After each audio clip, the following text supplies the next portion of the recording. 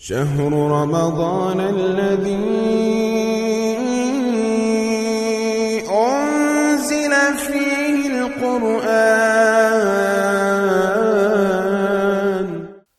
الحمد لله رب العالمين والعاقبة للمتقين والصلاة والسلام على سيد الأنبياء والمرسلين نبينا محمد وعلى آله وأصحابه أجمعين، أما بعد. أعوذ بالله من الشيطان الرجيم. بسم الله الرحمن الرحيم. وإذا سألك عبادي عني فإني قريب أجيب دعوة الداعي إذا دعان فليستجيبوا لي وليؤمنوا بي لعلهم يرشدون. محترم ناظرین کرام، رمضان المبارک کے اس بابرکت مہینے کے اندر جہاں بہت سارے عبادات اور اذکار کا معاملہ ہوتا ہے، جستجو عبادت کے اندر نظر آتی ہے، وہیں پر ہم ایک اہم چیز کے بارے میں بات کریں گے جو رمضان المبارک کے مہینے کے اندر کثرت سے ہونی چاہیے۔ قرآن مجید میں اللہ تعالیٰ نے جہاں روزوں کے احکام کو ذکر فرمایا، سورہ بقرہ کے اندر دوسرے پارے کے اندر ارشاد باری تعالیٰ ہے، یا ایھا الذین آمنوا کتب علیکم الصیام کما کتب علی الذین من قبلکم لعلکم تتقون۔ اس کے بعد اللہ تعالیٰ نے ان کی گنتی کے حوالے سے تذکرہ فرمایا، روزے کے فدیے کے حوالے سے تذکرہ فرمایا، پھر ارشاد فرمایا فمن شہد منکم الشہر فلیصمہ، پھر ارشاد فرمایا وَلِتُكْمِلُوا الْعِدَّةَ وَلِتُكَبِّرُوا اللَّهَ عَلَى مَا هَدَاكُمْ وَلَعَلَّكُمْ تَشْكُرُونَ۔ یہ سارے روزے کے احکام اللہ تعالیٰ نے ذکر فرمائے۔ پھر اس کے بعد ایک اور حکم جو درمیان میں اللہ تعالیٰ نے ارشاد فرمایا وَإِذَا سَأَلَكَ عِبَادِي عَنِّي فَإِنِّي قَرِيبٌ۔ اے پیغمبر علیہ الصلوۃ والسلام، آپ سے لوگ میرے بارے میں اگر پوچھیں تو ان کو بتائیے فَإِنِّي قَرِيب، میں بہت ہی قریب ہوں ان کے۔ یہ آیت، اور پھر ارشاد فرمایا کہ أُجِيبُ دَعْوَةَ الدَّاعِ إِذَا دَعَانِ، میں پکارنے والے کی پکار کو، دعا کرنے والے کی دعا کو قبول کرتا ہوں۔ تو کیا فرمایا فَلْيَسْتَجِيبُوا لِي وَلْيُؤْمِنُوا بِي لَعَلَّهُمْ يَرْشُدُونَ۔ تو ان کو چاہیے کہ مجھے ہی پکارے، مجھ پر ایمان رکھے۔ یہ ارشاد باری تعالیٰ روزوں کے درمیان، یعنی پہلے بھی روزوں کے احکام ذکر فرمائے، پھر اس کے بعد بھی روزے کے احکام اللہ تعالیٰ فرماتے ہیں أُحِلَّ لَكُمْ لَيْلَةَ الصِّيَامِ الرَّفَثُ۔ یہ درمیان میں اللہ تعالیٰ نے دعا کا تذکرہ فرمایا۔ کیا وجہ ہے کہ پہلے بھی رمضان کے احکام، بعد میں بھی رمضان کے احکام، درمیان میں دعا کا تذکرہ؟ یہ بتلانا مقصود ہے، جس طرح علماء مفسرین نے ذکر فرمایا کہ اللہ تعالیٰ نے اس میں اس بات کا ایما اور اشارہ، جیسا کہ ابن عاشور اپنی تفسیر کے اندر ذکر کرتے ہیں، فرماتے ہیں، اور باقی مفسرین نے ذکر کیا ہے کہ اللہ تعالیٰ نے یہ درمیان میں جو ذکر فرمایا کہ دعا کا مسئلہ، کہ معنی کہ رمضان المبارک کے اندر، روزے کے اندر، پورے اس مہینے کے اندر انسان کو کثرت سے دعا کرنی چاہیے۔ عبادت کے اندر، طاعات کے اندر، تقرب الی اللہ کے جتنے کام ہیں ان کے اندر استقامت کے لیے ایک ہی چیز بنتی ہے، وہ ہے دعا۔ سو کثرت سے انسان کو چاہیے کہ وہ اللہ تعالیٰ سے دعا کرے اس ماہ مبارک کے اندر، یعنی رمضان المبارک کے اندر۔ دعا کا ہی یہ ثمرہ ہے اور دعا کا ہی یہ فائدہ ہے۔ اللہ کے نبی صلی اللہ علیہ وسلم کا فرمان ہے کہ فرمایا کہ 3 ایسی دعائیں ہیں لا ترد، کہ وہ رد نہیں ہوتی، اور ایک روایت ہے کہ 3 ایسی دعائیں ہیں مستجابات، کہ وہ قبول ہیں، ان کو اللہ تعالیٰ قبول فرماتے ہیں۔ ان دعاؤں میں سے، تینوں میں سے اللہ کے رسول صلی اللہ علیہ وسلم نے پہلی یہ بات فرمائی کہ فرمایا دعوت الصائم، روزے دار کی دعا۔ اس کے ساتھ میں اللہ کے نبی صلی اللہ علیہ وسلم کا یہ فرمان ہے کہ آپ صلی اللہ علیہ وسلم یہ فرمایا کہ دعوت المظلوم، مظلوم کی دعا، اور اسی طرح دعوت الوالد لولدہ، والد کی دعا اپنے اولاد کے لیے۔ تو یہاں کہنا مقصود اور بتلانا مقصود یہ ہے کہ رمضان کے اندر روزے دار دعا کرے، اللہ تعالیٰ کے ہاں اس کے لیے قبولیت کی گھڑی ہے وہ۔ یعنی رمضان المبارک کے اندر 2 چیزیں جمع ہو جاتی ہیں، ایک تو فضیلت اس زمان کی ہے، یعنی وقت ایسا مبارک ہے جو دعا کا ہے، دوسری فضیلت اس روزے کی ہے جس روزے کے اندر وہ دعا کر رہا ہے۔ ہمارے شیخ رحمۃ اللہ علیہ رحمۃ واسعہ محمد بن صالح العثیمین سے سوال کیا گیا کہ رمضان میں کس وقت دعا کرنا افضل ہے، تو فرمانے لگے کہ رمضان کے اندر روزے دار جس وقت بھی دعا کرے گا اللہ تعالیٰ اس کی دعا کو قبول فرما دے گا، کیونکہ اللہ کے نبی صلی اللہ علیہ وسلم کا فرمان ہے دعوت الصائم، روزے دار کی دعا جب بھی وہ مانگے گا اس کی دعا کو اللہ تعالیٰ رد نہیں کرتا۔ یہ ایسا مقام ہے یا ایسا وقت ہے یا ایسی منزلت ہے جس کے اندر انسان دعا کرے اللہ کے ہاں وہ دعا قبول ہوتی ہے۔ تو چاہیے انسان کو ہر ایک مسلمان کو کہ وہ کثرت سے اللہ سے دعائیں کرتا رہے۔ اس دعاؤں کے حوالے سے رمضان کے اندر جو ایک بڑی فضیلت تھی، جس طرح اللہ کے نبی صلی اللہ علیہ وسلم کا فرمان ہے لیس شیء اکرم علی اللہ، کہ اللہ کے ہاں اتنی بڑی مکرم اور کوئی چیز نہیں ہے دعا سے بڑھ کر کوئی۔ یعنی انسان کو چاہیے کہ یہ مکرم، معزز اور محترم جو چیز اللہ کے ہاں بڑی کرامت والی ہے وہ دعا ہے۔ انسان کا تقرب اللہ کے ہاں دعا کے ذریعے ہوتا ہے، تو چاہیے انسان کو کہ وہ اللہ سے کثرت سے دعا کرنی چاہیے۔ آئیے اس کے ساتھ ساتھ میں وہ اوقات بھی آپ کے سامنے اور کچھ آداب بھی آپ کے سامنے رمضان المبارک کے اندر ذکر کر دیتے ہیں جو دعا کے ساتھ تعلق رکھتے ہیں۔ دیکھیں، دعا کے حوالے سے کچھ ایسے عوائق اور موانع ہوتے ہیں جس کی وجہ سے دعا قبول نہیں ہوتی۔ دعا کے آداب میں سے یہ ہے کہ وجوب اخلاص للہ تعالی، یعنی اس دعا کے اندر خالص اللہ تعالیٰ کے لیے دعا کرنا اور اسی سے دعا کرنی ہے، وحدہ لا شریک سے، وہی اکیلا ہے، اس کا کوئی شریک نہیں ہے، اسی سے دعا کرنی ہے، اسی سے استغاثہ کرنا ہے، اسی سے مدد مانگنی ہے، اسی سے یہ سوال کرنا ہے۔ اسی طرح ساتھ ساتھ میں دعا کی شروط میں اور آداب میں سے یہ ہے کہ واجب اور ضروری ہے کہ انسان کا کھانا پینا حلال کا ہو، وگرنہ دعا کی قبولیت میں رکاوٹ کا باعث بن جاتا ہے۔ کیا؟ اکل حرام۔ اگر کوئی بندہ حرام کھائے تو دعا قبول نہیں ہوتی۔ حدیث ہے، ایک لمبی حدیث ہے جس کے بارے میں سیدنا ابو ہریرہ رضی اللہ تعالیٰ جس کے راوی ہیں، طویل حدیث ہے جس میں اللہ کے نبی صلی اللہ علیہ وسلم نے فرمایا کہ ان اللہ طیب لا يقبل الا طیبا، پھر اللہ تعالیٰ نے اپنے رسولوں کو بھی حکم فرمایا یا ایھا الرسل کلوا من الطیبات واعملوا صالحا، یعنی حلال کے حوالے سے اور طیب پاکیزہ رزق کے حوالے سے حکم فرمایا۔ پھر ساتھ میں یہ ارشاد فرمایا کہ اس آدمی کا ثم ذکر، اس آدمی کا ذکر فرمایا یطیل السفر، جو لمبا سفر کرتا ہے۔ ابھی ہم نے ایک اور بھی ہم نے حدیث بھی شاید سنی اور پڑھی کہ جو دعا قبول ہوتی ہے اس میں دعوت المسافر ہے، مسافر کی دعا بھی اللہ تعالیٰ رد نہیں کرتا۔ یہ تو مسافر ہے، اللہ تعالیٰ سے دعا بھی کرنے والا ہے، اور سفر کہاں کر رہا ہے؟ بیت اللہ کی طرف۔ اتنا مبارک سفر ہے، مسافر بھی ہے، وہ سفر بھی بڑا مبارک ہے، اور جس جگہ پر جا رہا ہے وہ بیت اللہ ہے۔ اس بیت اللہ کے اندر وہ اللہ تعالیٰ سے دعا کرنے کی وہ کوشش کر رہا ہے، جستجو میں ہے، لیکن نہ تو اس کی دعا قبول ہے، نہ تو اس کا حاضر ہونا قبول ہے، نہ تو اس کا یہ اتنی مشقت کاٹ کے وہاں پہنچنا قبول ہے۔ وجہ کیا ہے؟ حدیث کے الفاظ ہیں کہ فرمایا مطعمہ حرام ومشربہ حرام وملبسہ حرام وغذی بالحرام فأنا یستجاب لہ۔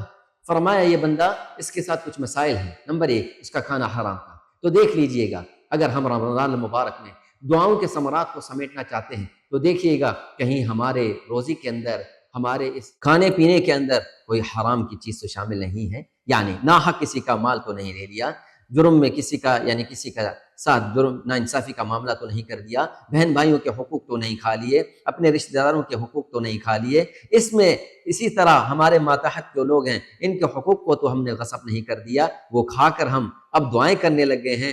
حج پر بھی چلے جائیں تو وہاں پر بھی دعائیں قبول نہیں ہوتی۔ فرمایا مطعمہ حرام ومشربہ حرام، اس کا پینا بھی حرام کا ہے، وملبسہ حرام، اس کا لباس بھی اس کے جسم پر جس سے جسم ڈھانپ کے بیٹھا ہے، فرمایا وہ بھی حرام کا ہے۔ یہ تین چیزیں تب ہوتی ہیں جب انسان بڑا ہو جائے، لیکن چوتھی چیز جو اللہ کے نبی صلی اللہ علیہ وسلم نے ذکر فرمائی وہ بچپنے کا ذکر ہے، تو یاد رکھیے گا بڑا سخت معاملہ ہے۔ فرمایا وغذی بالحرام، کہ بچپن میں ہی اس کو غذا حرام کی کھلائی گئی تھی، تو یاد رکھیے گا خود بھی اپنے آپ کو حرام کی غذا سے بچائیے، اپنے اولاد کو بھی حرام کی غذا سے بچائیے، کیونکہ اللہ کے نبی صلی اللہ علیہ وسلم کا فرمان ہے کہ فرمایا جو جسم، ہر وہ جسم جو نبتا بحرام، حرام کے وہ گوشت جو حرام چیز پر پل کے بڑا ہوا ہو، اولا بالنار، وہ جہنم کا زیادہ حقدار ہوتا ہے، اس کی دعائیں قبول نہیں ہوتی۔ تو دعاؤں کے رکاوٹ میں ایک چیز حلال کا نہ ہونا، یہ بھی چیز سبب بنتی ہے۔ اسی طرح ہم اگر چاہتے ہیں دعاؤں کے آداب میں سے تو انسان کا دل حاضر ہونا چاہیے۔ جامع ترمذی کے اندر روایت موجود ہے، آپ صلی اللہ علیہ وسلم نے یہ ارشاد فرمایا کہ لوگوں اللہ تعالیٰ سے دعائیں مانگو۔ پھر فرمایا، ارشاد فرمایا وَاعْلَمُوا أَنَّ اللَّهَ، یہ الفاظ ہے وَاعْلَمُوا، یہ وَاعْلَمُوا کسی چیز کو تنبیہ دلانا اپنی طرف مقصود ہے کہ لوگوں غور سے سن لو، أَنَّ اللَّهَ لَا يَسْتَجِيبُ، کہ اللہ تعالیٰ دعا قبول نہیں کرتا۔ کس کی دعا نہیں قبول کرتا؟ من قلب غافل لاہن، ایسے دل سے اللہ تعالیٰ دعا قبول نہیں کرتا جس دل میں غفلت ہو، جس چیز کو دل میں اتنی سستی اور کاہلی ہو، غفلت بھری پڑی ہو، جس کو یہ بھی نہیں پتا کہ میں کیا مانگ رہا ہوں۔ ہاتھ اٹھے ہوئے ہیں، ہونٹ ہل رہے ہیں، زبان حرکت کر رہی ہے، لیکن کیا مانگ رہا ہے؟ حضور قلبی نہیں، تو ایسے دل سے بھی اللہ یہ دعا قبول نہیں کرتا۔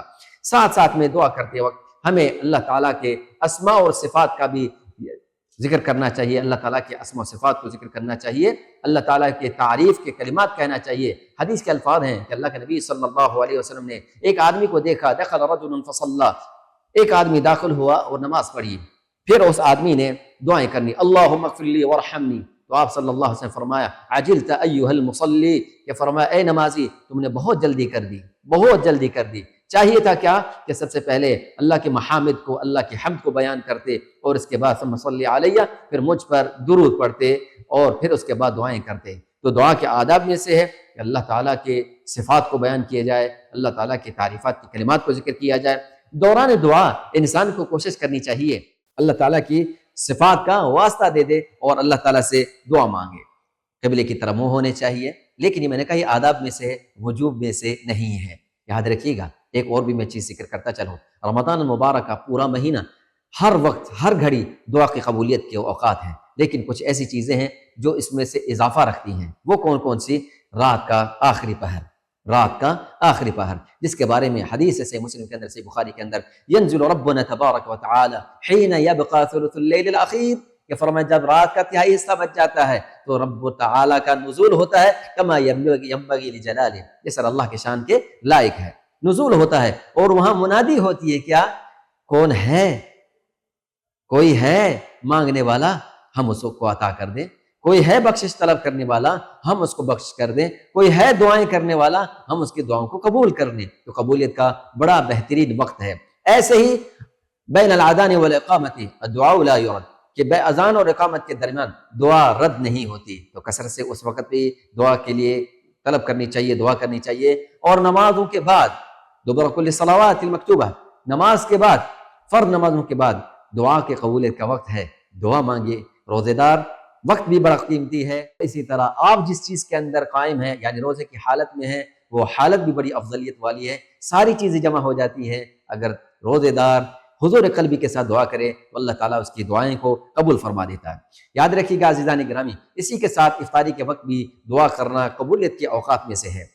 ایک اور بات ذکر کرتا چلوں، دعا کے مانگنے میں یہ کبھی عجلت نہیں ہونی چاہیے، رمضان ہو یا غیر رمضان ہو، کہ میں نے دعا مانگی لیکن ابھی قبول نہیں، میرا اور آپ کا کام ہے اللہ سے مانگنا، اور اللہ کی حکمت پر مبنی ہے، وہ جب چاہے، جس وقت چاہے، جتنا چاہے، جہاں جائے دے، جس کو چاہے جتنا دے، اس کی حکمت پر مبنی ہے۔